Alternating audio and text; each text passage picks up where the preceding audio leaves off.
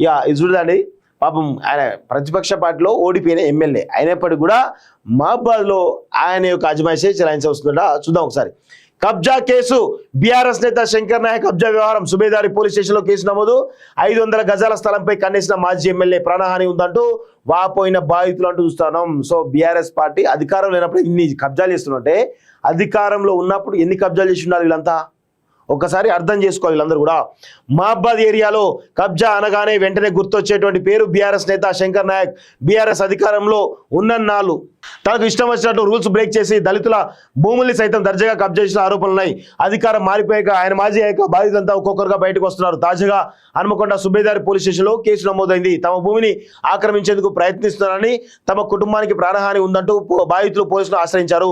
అసలు ఈ గొడవ ఏంటి? పైడిపల్లిలోని ప్రశాంతి నగర్ చెందిన ప్రభుత్వ ఉపాధ్యాయురాలు రుద్రోజు పద్మావతికి న్యూ షాయంపేటలోని దుర్గాదేవి కాలనీలో 500 గజాల స్థలం ఉంది.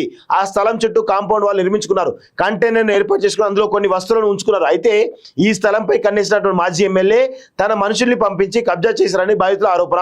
తన స్థలం చుట్టూ ప్రహారీ గోడ కూల్చి మరీ ప్రవహించడంపై పద్మావతి నిలదీగా అనుచరులతో దాడి చేయించారని చెబుతున్నారు.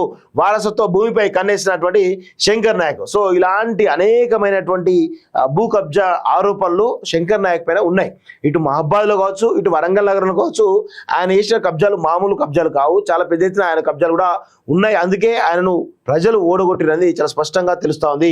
తనకు పెళ్లి కానుక తల్లిదండ్రులు ఇచ్చినటువంటి ఆస్తిని శంకర్ నాయక్ కబ్జా చేశారని, ఆ స్థలాన్ని ఎలాగైనా తమ నుంచి లాక్కోవాలని చూస్తున్నారని పోలీసులు ఆశ్రయించి పద్మావతి గత ఏడాది సైతం తన మనుషుల్ని పంపించి దౌర్జన్యం చేయించారని వాపోయింది. అప్పట్లో సైతం స్థానిక పోలీస్ స్టేషన్లో నమోదైందని తెలిపారు. ఇప్పుడు మళ్ళీ భూమిని ఆక్రమించేందుకు ప్రయత్నిస్తున్నారని శంకర్ నాయక్ అతని అనుచరుల నుంచి తమకు ప్రాణహాని ఉందని బాధితులు భయపడుతుంది. ప్రభుత్వం స్పందించి తన భూమిని తనకు ఇప్పించాలని ప్రాధేయపడుతుంది. మాజీ ఎమ్మెల్యేపై కేసు నమోదు అంటూ ఒకరిని చూస్తా ఉన్నాం. సో ఇప్పటికైనా కానీ బీఆర్ఎస్ నాయకుల యొక్క కబ్జా బాగోతాలన్నీ కూడా ఒక్కొక్కటిగా బయటికి వస్తూ ఉన్నాయి. సో దానికి సంబంధించి ప్రతి ఒక్కరు కూడా ఈ రాష్ట్ర ప్రభుత్వం అయితే ఖచ్చితంగా ఇలాంటి అక్రమార్కుల పైన చర్యలు తీసుకోవాలని చెప్పేసి కూడా నేను కోరుతా ఉన్నాను. ఎందుకంటే వీళ్ళు అధికారంలో ఉన్నప్పుడు చాలా పెద్ద ఎత్తున అవినీతి, భూ కబ్జాలు అనేకం చేశారు.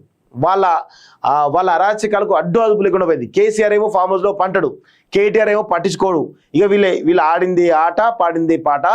నియోజకవర్గాన్ని తమ ఇది సామంత ఆస్థానంగా చేసుకొని ఇష్టం వచ్చినట్లు దోచుకొని వీళ్ళైతే నిజంగా దారుణంగా దోచుకొని వీళ్ళైతే